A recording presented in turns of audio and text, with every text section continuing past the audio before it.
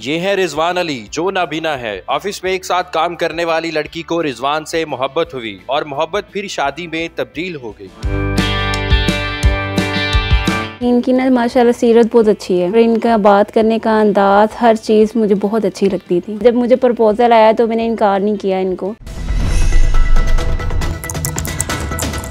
रिजवान से मुझे ये बताइएगा कि आपकी मुलाकात कैसे हुई? बेसिकली हम एक एनजीओ में जॉब करते थे, सो वहीं पे हमारी मुलाकात हुई थी।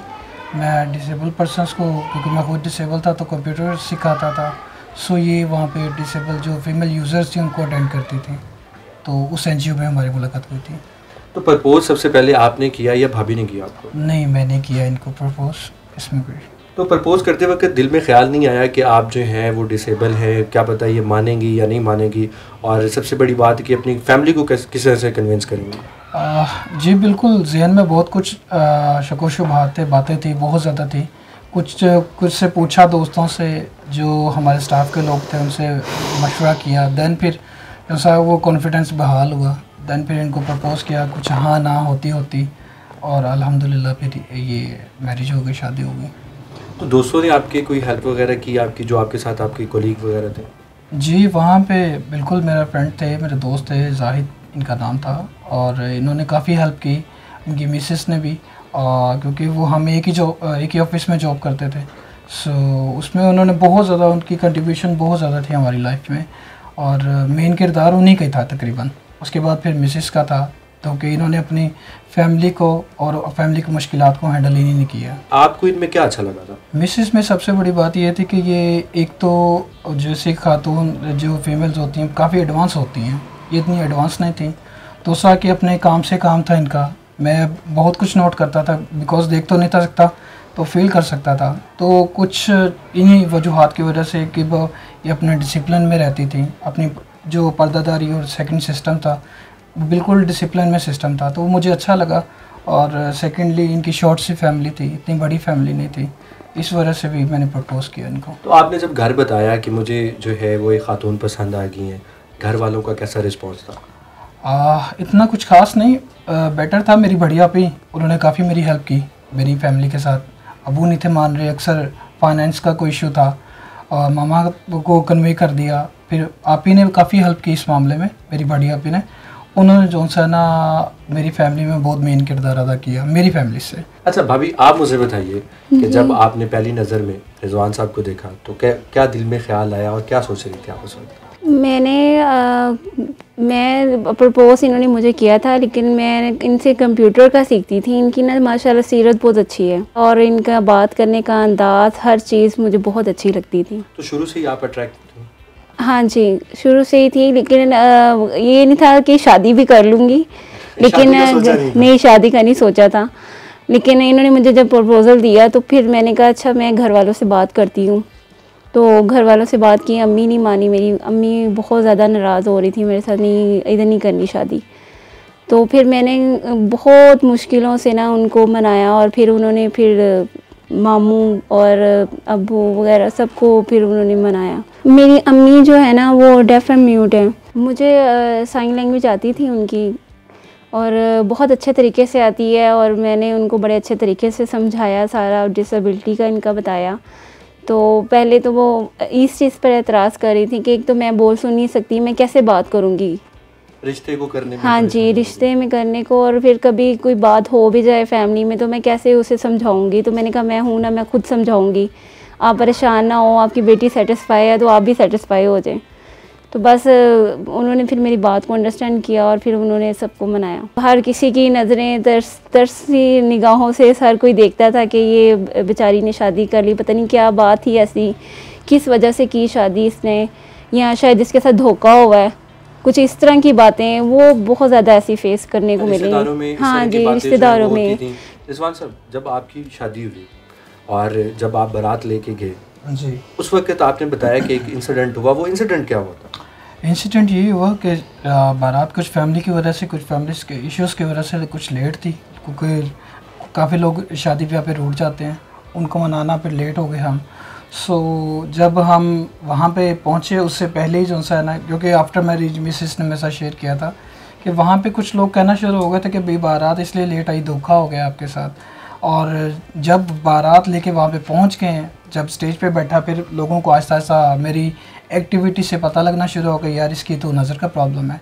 तो कुछ लोगों ने वहाँ पे कहना शुरू कर दिया कि ये बच्चे के साथ धोखा हो गया है, गलत हुआ है, इसके साथ इस तरह नहीं था होना चाहिए, या इसको पता नहीं था, या इसको पता था लेकिन इसकी कम अक्ली है जो इसने ये फ़ैसला कर दिया। इस तरह के बहुत से चेहरे सामने आए हमारे, लेकिन अल्हम्दुलिल्लाह इन सब चीज़ों को हमने फेस किया। स्पेशली इसने, एक खातून के लिए उसका आइडियल शौहर होता है जो अपने शरीके हयात को वो चुनती है। वो बहुत सारी चीज़ों के बारे में सोच रही होती है कि वो दिखने में ऐसा होना चाहिए, हैंडसम होना चाहिए, टॉल होना चाहिए। तो हर खातून की एक ख्वाहिश होती है। आपकी ख्वाहिशात किस तरह की थी? मैंने कभी सोचा ही नहीं था इस तरह का, कभी मेरी सोच ऐसी बनी नहीं थी। लेकिन जब मुझे प्रपोज़ल आया तो मैंने इनकार नहीं किया इनको, मैंने फ़ौरन हाँ कर दी।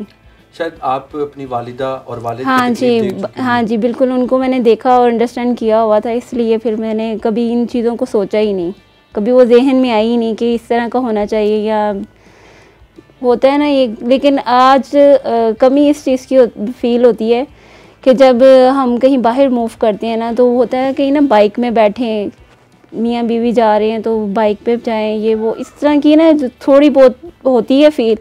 लेकिन कोशिश कर रही हूँ कि मैं अल्लाह ताला हमें गाड़ी दे और मैं खुद ड्राइव करूँ, अपने हस्बैंड को और बच्चों को लेकर जाऊँ। कैसे महसूस करती हैं उस वक्त के जब आप इनको कपड़े निकाल के देती हैं? जाहिर सी बात ये देख नहीं सकते, आपकी चॉइस के कपड़े पहनते हैं और ख़वातीन तो चाहती हैं कि मर्द बोले भी ना, तो आपके लिए तो बड़ी फ़ायदे की बात होगी कि ये बोलते भी नहीं, आपसे लड़ते झगड़ते भी नहीं होंगे, जो पहना के भेजती हैं पहन के चले जाते होंगे। हाँ जी, पहन के चले जाते हैं क्योंकि उनको कॉन्फिडेंस होता है ना कि मैं अच्छी चॉइस करके इनको पहना कर भेजूँगी। जब आप इनके लिए शॉपिंग वगैरह कर रही होती हैं तो आप क्या इनसे पूछती हैं कि आपको क्या चीज़ पसंद है, या फिर अपनी मर्ज़ी से सारी शॉपिंग? मुझे आइडिया होता है इनको कौन सा कलर पसंद है और कौन सा नहीं, फिर मैं उस हिसाब से इनका ना ड्रेसिंग उस हिसाब से लेती हूँ। एक औरत हर चीज़ का बनाओ शिगार करती है अपने शौहर को दिखाने के लिए, तो ये तो देख नहीं सकते, तो फिर आप इनको किस तरह से एक्सप्लेन करती हैं कि आज मैंने इस कलर के कपड़े पहने हैं, आज मैंने फ़लाँ मेकअप किया है, किस तरह से एक्सप्लेन करती हैं? बस तस्वीरें वगैरह ये जब बनाते हैं मेरी मोबाइल में, तो वो मोबाइल से ही, मोबाइल के कैमरे की आंख से ही देखते हैं मुझे, यानी कि उनको कैमरे में ना क्लियरली नज़र आता है मैं तैयार हुई हूँ, या मैंने मेकअप कैसा किया है, या मैंने कलर कौन सा पहना हुआ है। तो वो फिर कैमरे से तस्वीर वगैरह जब लेते हैं ना मेरी, तो वो फिर देख लेते हैं तो मैं कैसी तैयार हूँ। आप अपनी शादीशुदा ज़िंदगी को गुजार रहे हैं अभी, तो घर के अखराजात को किस तरह से मैनेज करते हैं आप? सर मैं एक जॉब कर रहा हूँ डेली वेजेस की, कुछ वहाँ से इनकम हो जाती है। सेकेंडली मिसेस सैलून कर रही हैं अपना, वो सैलून से कुछ इनकम हो जाती है, तो अल्हम्दुलिल्लाह ज़्यादा अच्छा तो नहीं लेकिन ज़्यादा बुरा भी नहीं है। तो ये सारा एक्सपीरियंस कैसा रहा?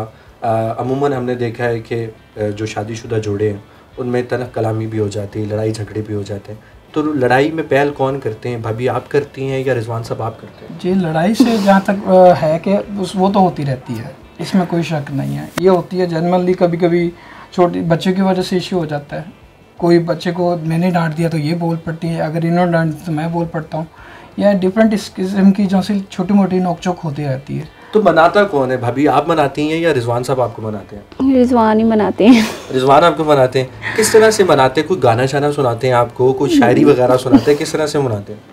जी रिजवान साहब बताइए किस तरह से मनाते हैं? ज़्यादा सिंपल, बस इसी तरह आपकी, चलो छोड़ो यार, अब बात जो होनी थी हो गई है, अब वो उसी के साथ हम अपनी लाइफ को तो नहीं ना चला सकते, इस लड़ाई झगड़े के साथ तो नहीं ना सर्वाइव कर सकते। अब बाहर का माहौल, कल्चर, काफ़ी हर्डल प्रॉब्लम्स है हमारे लिए ऑलरेडी बहुत ज़्यादा है।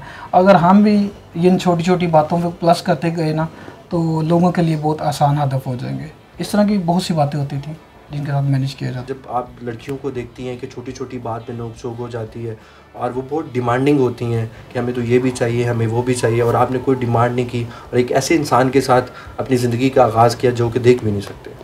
अल्हम्दुलिल्लाह मैंने जो अपना हमसफ़र चुना है वो बहुत अच्छा है।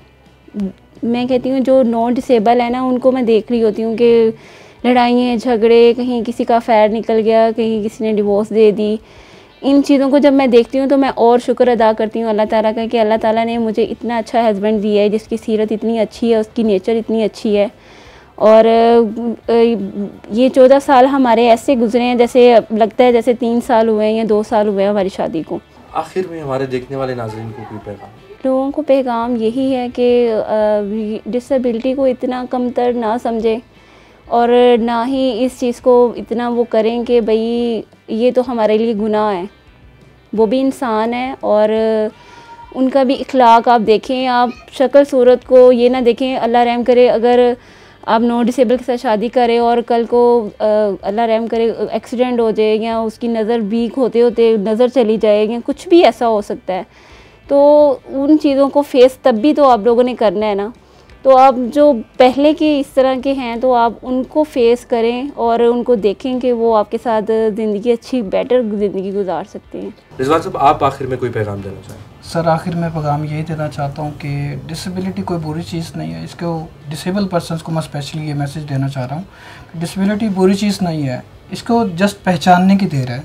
जब आप अपनी डिसेबिलिटी के साथ प्यार करते हैं, डिसेबिलिटी को पहचानते हैं ना, तो फिर दूसरों को बताना और दूसरों को समझाना मुश्किल नहीं है। ना को लाइफ में जो बैरियर्स हैं, लोगों के रवैयात हैं, इन सब को आप बहुत अच्छे से मैनेज कर सकते हैं, अपनी लाइफ को एंजॉय कर सकते हैं। सो अपनी डिसेबिलिटी से प्यार करें और लाइफ को एंजॉय करें। जी, तो नाज़रीन, ये थे हमारे साथ रिजवान और एनी, जिन्होंने साबित कर दिया कि डिसेबिलिटी जो है वो कुछ भी नहीं होती। अगर आप अज़म रखते हैं तो आप एक अच्छी ज़िंदगी गुजार सकते हैं। उम्मीद करते हैं आज की वीडियो आपको पसंद आई होगी। इसी के साथ मुझे दीजिएगा इजाज़त। अल्लाह के बाद।